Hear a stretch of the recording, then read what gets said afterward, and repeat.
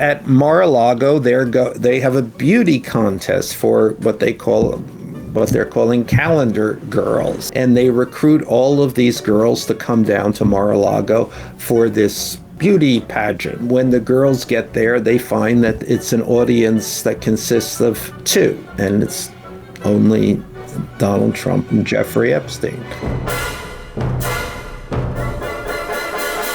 Michael. Joanna. So this is a special episode. We thought we would do some special episodes throughout the holidays, and this is one that is going to trace the relationship of Donald Trump, our current president, with Jeffrey Epstein, who died mysteriously, or possibly not, in one of America's worst jails. And the Epstein, as Donald Trump refers to it, of it all, is the one thing that has consistently unsettled him all year. Well, the other thing is, I mean, we've gone from his complete denial about a relationship with Epstein and to a understanding. I think many people seem now to understand this, and the evidence in emails and other documentary material establishes this, in fact, a very close relationship. And certainly in my conversations with Epstein, he was always very particular about the fact that they were the closest of friends for well over a decade. Right. So where do we begin, Michael? Well, let's begin at the beginning, and I actually have a beginning. Were you there at the beginning? Nothing would surprise me. Yes.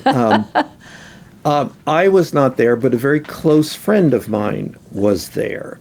And this would have been in the late 80s, probably 1988. And it was in a restaurant downtown, and my friend was there with a man by the name of Charles Allen. Mm-hmm. Now, Charles Allen is the father of possibly the uncle, it occurs to me, of Herbert Allen, who now runs Allen and Company. And Charles Allen was, in fact, the founder of Allen and Company. So one of the senior most financiers in New York City. And at this point in the late 80s, Charles Allen was emeritus, I think, in the firm, quite old at this point, but very much still a presence in New York. Anyone who was in the money-raising business, and Trump was certainly in the money-raising business, would know and want to know. Okay, and Donald Trump at this point was what, a well-known real estate developer? Was he sort of at the beginning of peak Trump? Was this when he was on the front of the New York Post all the time? Yeah, I mean, this would, I think the art of the deal was in 1989. So that would have been the first flowering of Donald Trump's fame. So, but he was a person trying to do deals in New York, had done a few significant, I think he had done the Commodore Hotel. That was his first major project, and he was very much on the scene and trying to be on the scene. Okay, so Charles Allen brings them together? No. Charles Allen is just in a restaurant in New York having dinner, just without nothing to do with Donald Trump, except Donald Trump then comes into the restaurant and greets Charles Allen, and the important part, introduces him. I'd like you to meet my associate, Jeffy Epstein. Jeffy. So let's note the Jeffy. The Jeffy of it all. the Jeffy of it all. So that's the first moment that I can put Trump and Epstein together. A witness, somebody I know, a piece of dialogue. There it is. And two people very much and at the intersection with an important person in New York City. So Trump was sufficiently friendly with him that he was calling him Jeffy, even Yes. in 1988. And my associate. So it was a kind of, I mean, clearly they have a relationship, possibly a business relationship, a flirtatious relationship. I don't know the nature of the relationship, except that would indicate both Jeffy and my associate that we are not that we are well inside of an established friendship. Okay, and Jeffy and Donnie are two boys out on the town. Two boys out on the town, yes. The next point at which I can put them together is a story that Epstein told. And I think this occurs in not long after, maybe 89, possibly 90. Trump's father makes him look at a piece of real estate in Brooklyn. Mm-hmm. Now, Trump's entire thing is to get out of the boroughs, to establish, which is where his father's real estate business has flourished. In Queens, right? I think in probably all the boroughs. It just is, Fred Trump was active everywhere but in Manhattan because Manhattan was too expensive, too glamour, the glamour premium. Fred Trump was a low-rent real estate guy, and he was not looking to be what Donald Trump came to look to be, which is a glamour guy. Donald Trump wanted the spotlight. Fred never wanted the spotlight, just wanted the profits. And Fred was always unhappy that his son was pursuing this Manhattan dream. And at this point in time, then was trying to restrain him. Go look at this piece of property in Brooklyn. So Trump calls up his friend Jeffy and says, I got to do this. Will you come with me? And possibly, he said, and bring some girls, because Trump then shows up in the limo in front of where Jeffrey Epstein lives, which is on the East Side, not in the big house he would come to inhabit, but in an apartment on, I believe, on 69th Street, but I could be wrong. In a starter apartment, considering what would become of his real estate portfolio. Yes. I thought you were going to say in the Sinatra apartment, because Sinatra apartment then had an apartment over there, also in a building that Epstein could have inhabited. But anyway, so Trump shows up, the limousine, and the detail is that the limousine has a what is that called? Sliding roof. Yes. Right, sunroof.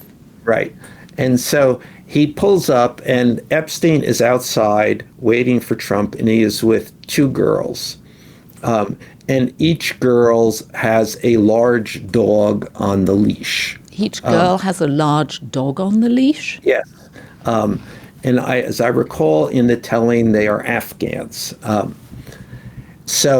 Trump stands up, puts his head through the roof of the limousine and says, "No dogs, no dogs." Of course he did, because Trump is a man who's never had a relationship with an animal, let alone a dog. Man's best friend. And Epstein says, "No dogs, no girls." So that results in them all. Trump makes his decision, dogs, girls. and they all pile into the limousine and head to Brooklyn to look at this piece of real estate. And it's as I recall in Epstein's telling, it's a piece of land. There may be buildings on it, but it's basically a large tract of land. And as they look at it, Epstein says to Trump, if you buy this, if you become a Brooklyn real estate developer, I don't want to have anything to do with you ever again. What? This is it. You decide between you. Your decision is between me and Brooklyn. And remember, this can't Epstein be true, Michael. This must be apocryphal. Oh, I don't think so. Why would it be? I mean, it makes perfect sense. Epstein is from Brooklyn. Neither of them want to return to Brooklyn. Brooklyn is glamorous now. Then it was not. Get me out of Brooklyn. And Trump certainly didn't want to be there because he was only there because his father was instructing him, this is what you have to do. And Epstein doesn't want to be there because he wants to have nothing to do with Brooklyn, and I think this goes to their kind of relationship, which is competitive, but they're kidding each other. But it's something is going on. A set of insults back and forth. That rings quite true. Well, and I suppose it shows a kind of intimacy too, that Epstein felt comfortable saying to Trump, it's me or Brooklyn, and Trump thinking, of course I don't want to be in Brooklyn, I want to be the center of attention in Manhattan. Exactly. And then Trump says, no, I'm not going to, I'm just doing this. My father is just making me do this, and this is never going to happen. And then they head back to Manhattan, and I believe, and they end up at a restaurant called Mortimer's, which was on 75th and Lexington. Right, which was peak Upper East Side at the time, Upper East Side, the society restaurant of the 80s and 90s. And they are turned away. They're turned away? Why are they turned away? Because they have two enormous Afghan dogs. Well, it could be because of the dogs, or it could be because it's Donald Trump. It's not, he has not yet arrived, and he's still looked at as a guy from the boroughs. Right, an Arab East. Right. So they're very, very. So Trump is very unhappy with this, furious, actually. Well, and humiliated.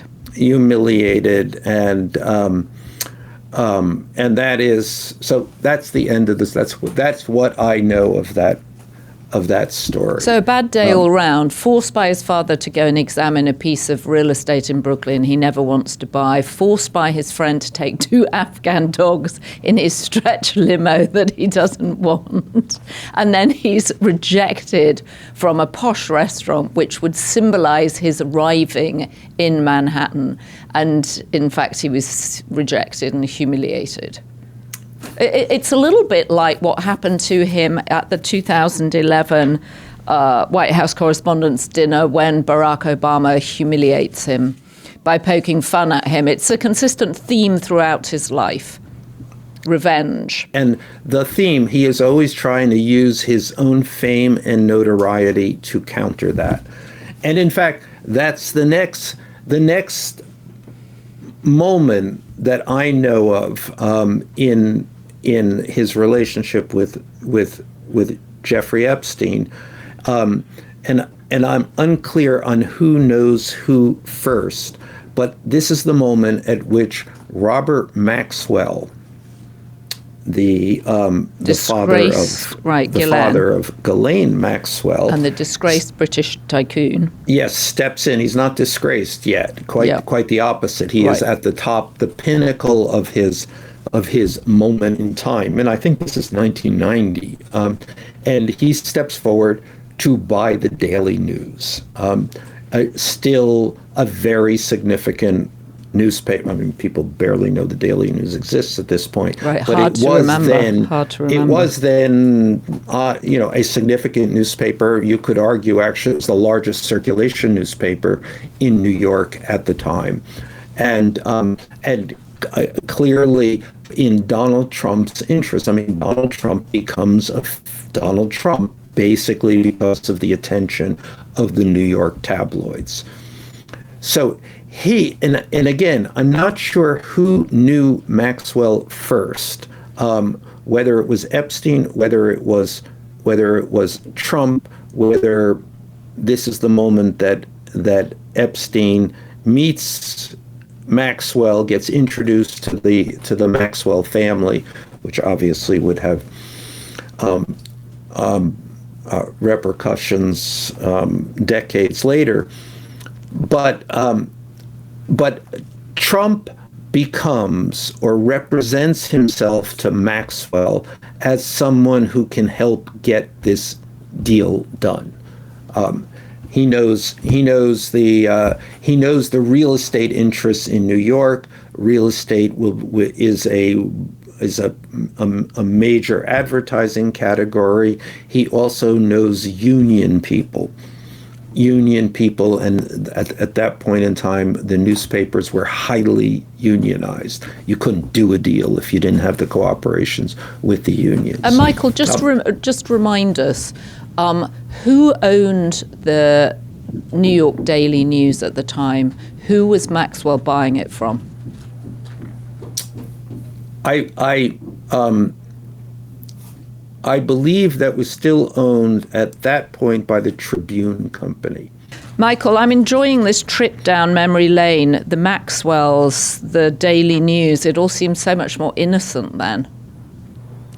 Well, yeah, I mean, these were two guys just trying to make it in the big city. I mean, it is really not more than that at this point in time. I mean, Trump was building a profile. Epstein didn't have a profile. I'm not sure did he want one? Maybe. I don't know. But he was actually interested, this whole idea of the Daily News, of having an in at a major New York newspaper, knowing the owner, getting involved in whatever. And remember, Maxwell was a crook.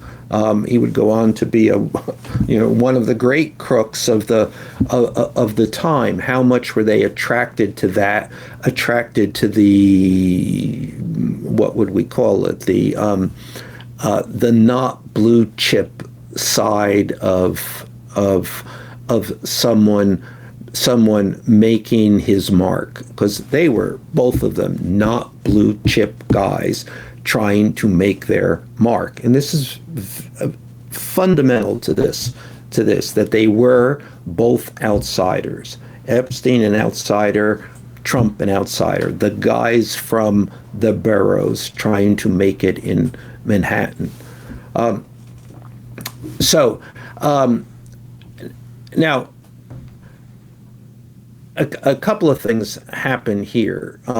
First of all, the Maxwell buying the Daily News. Maxwell is a crook, and he is shortly to be found out, and his ownership of the Daily News collapses. Well, he collapses first. He kills himself, or is killed, or slips and falls off of his yacht called the Lady Ghislaine. Yes, and then he's so then the paper becomes a part of the estate, which is in bankruptcy. It's a disaster. But then Epstein, at this point,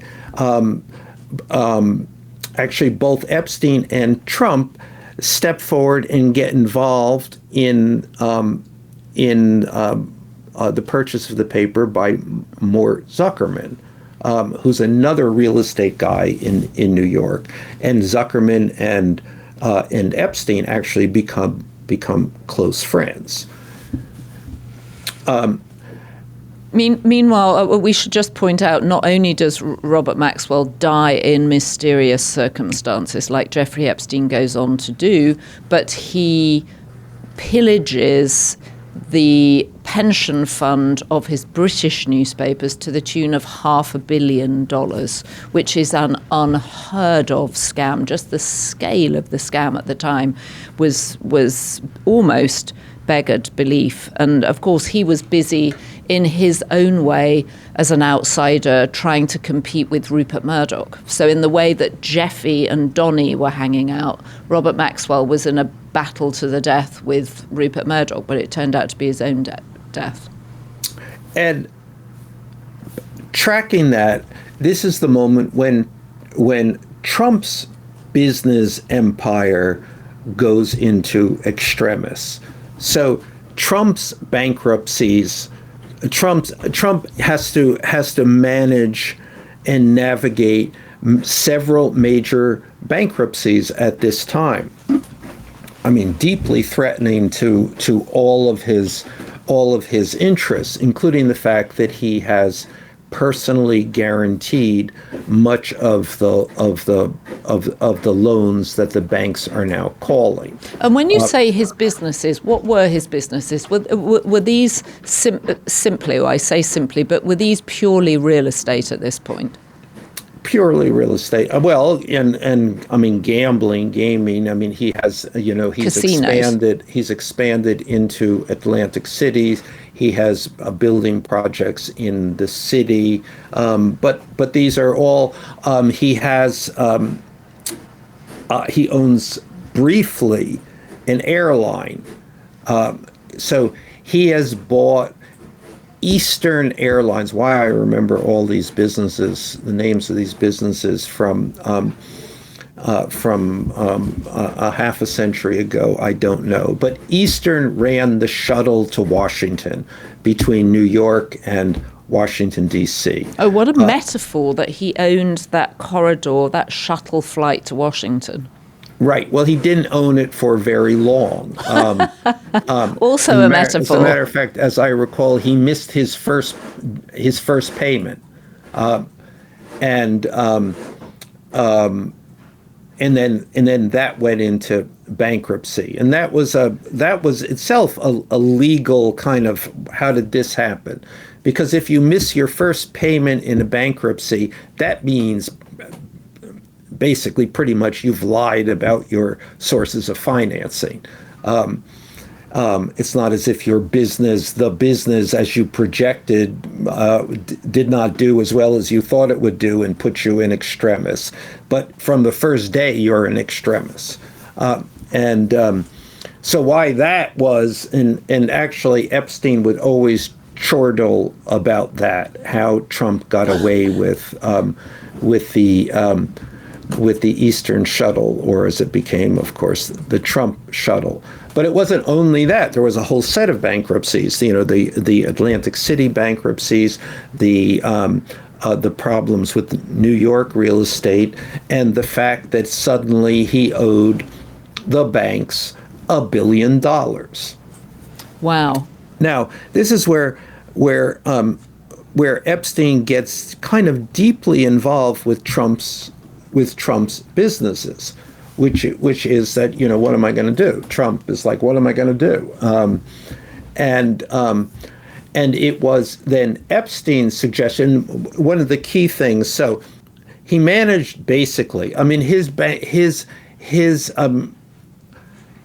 situation was so extreme that effectively the banks had to agree to take a bath on this. That they said we are going to forgive you these debts. Now, how that came about is another story, which I think is completely unclear. But they forgave him these debts up to about $1 billion. And so the problem there, though, is when the banks forgive you your debts, that becomes income. You have to pay taxes on it, in theory. And obviously, or would seem apparent that if you can't pay, if you don't have $1 billion to return to the banks, you probably don't have the $500 million that taxes on that money is going to cost. And And it was, again, Epstein chortling his claim that he was the one who told Trump that actually none of this, because of the nature of this, you really haven't gotten the money. It never has come in as income, and exists, and forgiveness sort of exists in a different order of ether unknown to the IRS, that you just don't have to pay it, which Epstein would then come to later maintain was one of the key reasons that we've never, to this date, have never seen Donald Trump's tax returns. How is it possible that we haven't seen his tax returns? How is it possible? How is all of this possible? How is any of this possible? Yeah, it's true. I'm finishing your sentences at this point. It's horrifying. It's horrifying, and it's fascinating. So what was Jeffrey Epstein doing at this stage? I mean, obviously was he post the Ponzi scheme that he got caught up in but managed to avoid, and someone else went to jail at this point? So he was Hoffenberg, a gentleman by the name of Hoffenberg. And right. This would have been just about the same time. Right. So they were both caught up in weird financial scams. Weird financial. No, and it's important to understand that that's what these guys do, not be blue chip. So everybody understands blue chip is, your financing is in, your collateral is sufficient. You have relationships with established banks and bankers, with what you're supposed to be. You are part of a financial establishment. These two guys are not. And people in the real estate business are often, there's blue chip real estate guys, and then there's guys who are not blue chip real estate guys. Trump very much not a blue chip real estate guy. And remember, this is a moment in time, a great debt bubble, which is in the process at this moment in time of bursting, although there will be many debt bubbles afterwards, but in which there was, if you were willing to, what would be the, let's think of the, if you could fake it if you were of the fake it till you make it variety, it was a pretty good time, except when the bubble bursts, then you get caught out. And Epstein himself, what did he do? What was his business background? Certainly not blue chip. I mean, it's always the questions equally about Donald Trump and Jeffrey Epstein are always, where did the money come from? How did they get this money? I mean, Epstein would later describe when Donald Trump bought Mar-a-Lago, he bought it from essentially a loan provided by construction unions in New York against promises of work that he would deliver. All of this, again, is less than blue chip. Less than blue chip. Okay. And is possibly illegal even. But you're always straddling the line here. And remember, Donald Trump, who's been in litigation throughout the entirety of his career, this became his fundamental talent. I can walk the line. And walking the line means not only that you have to have the moral flexibility to do that, but you also have to have the stomach for it, because people are going to come after you, because people are going to try to hold you accountable for that. And Michael, we've had on the Daily Beast podcast over the last few months 2 women that hung out with Epstein and said that Epstein would take them almost as trophy girlfriends. They were both models, both gorgeous.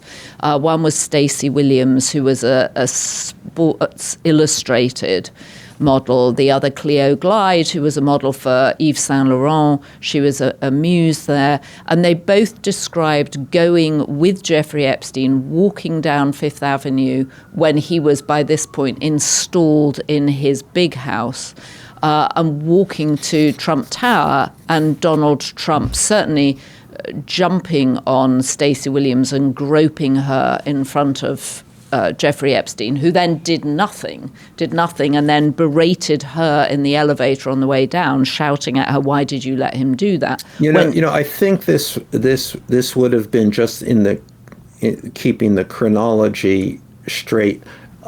A bit later, I think that house comes into his possession I could be a year or two off, but I think it's about 96. Okay, so so maybe they didn't set off from the house then, because they were both models in the late 80s, early 90s. But they describe walking down Fifth Avenue, and Cleo Glide was wearing a short white dress, and listeners of that podcast will remember he said, "Oh my God, you look like a nurse, you look like a nurse. Donald will like this. Do you have another friend who can wear a similar dress? And I'm going to arrive at his house and pretend you're two nurses." Totally, and that was always. I mean, first thing, that Epstein was always in a like that kind of gag. He was a big gag guy. But it was sort of evidence of them totally playing with women, toying with women, and being in on the joke together. Yeah, at this point, that's what, that becomes, there are two bases of their relationships, really, money and women, and girls. Matter of fact, in 1992, I believe, this is right after, this is the Daily News, the Trump, the bankruptcies, doing all of whatever they're doing. But in 1992 is the famous Calendar Girl Party, which is that they have. What is the Calendar Girl Party? At Mar-a-Lago, they have a beauty contest for what they're calling calendar girls. And they recruit all of these girls to come down to Mar-a-Lago for this beauty pageant. When the girls get there, they find that there are only that it's an audience that consists of two, and it's only Donald Trump and Jeffrey Epstein. Donnie and Jeffy. And this would be at Mar-a-Lago in 1992. But again, it's always the girls, the beauty pageant girls, the models is a foundation of this. And there's a story from about this time, 92, 93ish, when that Epstein told about Trump at a nightclubish, a sort of a restaurant, but a hot place at that time called the China Club. Mm-hmm. And Epstein says, and this is later, he's telling this, he's no longer Trump's friend, and is painting Trump as much more despicable than he is. And he describes Trump as going behind the bar and effectively attacking the bartender in public view. A woman bartender or a male bartender? A woman bartender. Attacking a woman bartender. Yes, coming up behind her. That that old trick, the coming up behind you. Yes. Right. And this is the period, so this is because of 93, 94, and, Marla Maples is now coming into this picture, but it is also the moment in which Epstein and Trump are sharing a girlfriend. This is a Norwegian model, and who whatever the arrangement is, back and forth. Again, they're they are playing with someone, and this is their shared, not only girlfriend, but kind of a shared joke. And I think, there's reason, it's I would say sort of likely that his reference to this secret that we have in the birthday letter.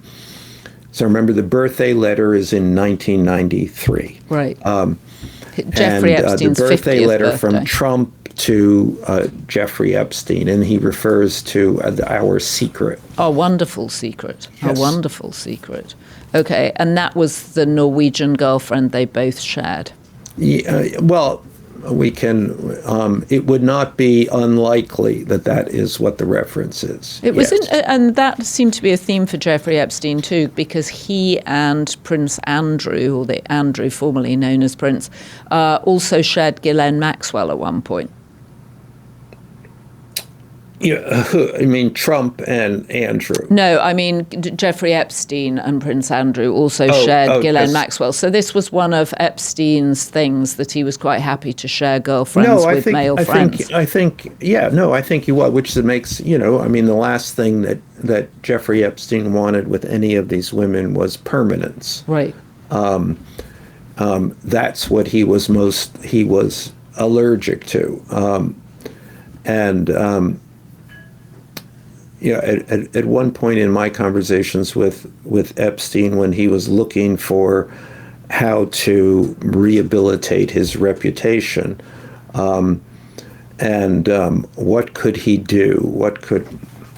I said, well, you could get married and have a family. And he said, I would rather go back to jail. Well, lucky for him, he made the right choice then. Yes. But he said to you, I would rather go back to jail. Yeah, they lived in this world in which there was no pretense and no value at all to domesticity. Just the very idea was contrary to everything, and this is both Trump and Epstein, everything that they wanted to achieve. And Marla Maples now comes into the picture. Trump is married to Ivana. The marriage is, I think, probably principally in name only at this point. But he becomes involved with Marla Maples. We've discussed this. I think we've discussed this before. There's references in the Epstein emails. Marla Maples becomes pregnant, or she tells Trump that she's pregnant. Trump goes to his friend Epstein and says, "What am I going to do?" Epstein says, "She's not pregnant. That's just what they tell you to get you to marry them. And if she's pregnant, I'll send you a year's supply of. I'll bet a year's supply of, I think, baby food, diapers. And at any rate, Trump then actually confirms that she is pregnant, and then goes back to Epstein and says, "Well, what am I going to do now?" So at any rate, so he comes back to Epstein and says, "Hey, I think I'm kind of screwed here. She really is pregnant." And then so they go into a big debate about what can he do in that situation.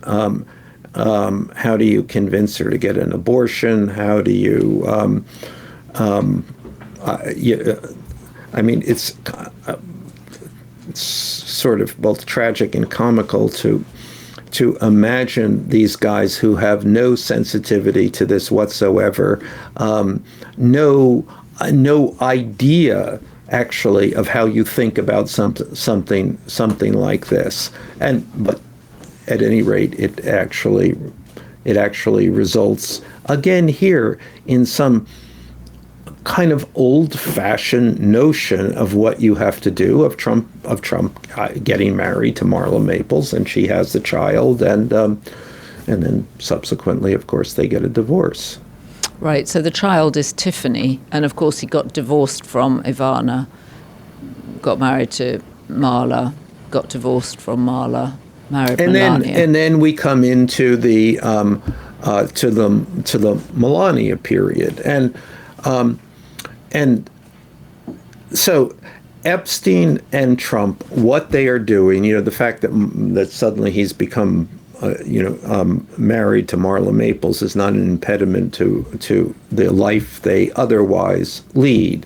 I mean, it is a life of in constant pursuit of women, and Epstein himself at this point is more and more involved with Les Wexner and Victoria's Secret and the whole new world of models that opens up to him. And they become, both of them, involved in modeling agencies, financing modeling agencies, essentially establishing this conduit to unlimited number of women, girls, because they are models of uncertain age. So, Michael, we've covered a lot of ground here, from them arriving in Brooklyn with 2 Afghan dogs in a stretch limo, to Donald Trump owning a modeling agency, Jeffrey Epstein having an investment in a modeling agency, Trump owning Miss Universe, them having models audition for just the 2 of them.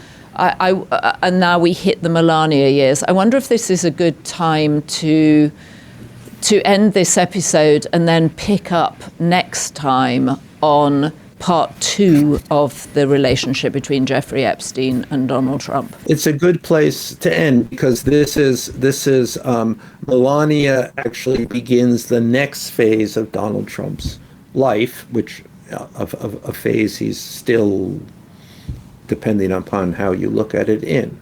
Does he wear night goggles? Night vision goggles, because Santa likes a green. I can't stop. My Instagram feed is full of people miming her reading that book. And it is remarkable that she still struggles so with the English language when she's been here 30 years. I'm not saying I can speak Slovenian, and I know that she can speak 5 other languages, but English ain't one of them. Although we have never heard them. Well, of course, we've never heard them, but we have heard her English. And for someone who's been here 30 years, it's complicated. But obviously, she spoke Slovenian to her parents when they were here. Her father's still here, and Slovenian to Baron, too. Michael, I hope you're having a very happy holiday season. I imagine you running around with little lanterns up and down the Hamptons high streets, singing in parades. That's me, Joanna. You got me. I've got you. In fact, I know you're probably curled up in your study reading a pile of books. And I hope going back through all your notes on Jeffy and Donnie, but really Jeffy puts a whole new face on their relationship. No, I mean, these are two guys joking around through the 80s and 90s. 2 bad guys hiding in plain sight. Life is not a serious proposition for either of them, or it certainly doesn't seem, because it's I suppose not serious. It's the sort of both guys on the grift, and both guys looking for women who then they're trying to get rid of. And then both guys bullying and threatening other men. Great guys. The best guys. Greatest guys. All right, Michael, go back to your Christmas pudding or whatever else you're eating, and let's recommence this conversation in a couple of days' time. Great. Good. And we should thank our top-level members, and they are Sandra Clark, Methinks, Travel with Carl, Andrew Beaver, The Capinator, Harry Clark, Dawn McCarthy, Daniel Doglover, M. Greiner, Fulvia Orlando, Herbie, Andrew Mellor, Laz Conde, Bonzo, Val Love Francesco, Andrea Hodel, Bocock, D.C., Sharon Shipley, Connie Rutherford, Karen White, Heidi Riley. Thank you all. Thank you, Devin, Anna, and Jesse, without whom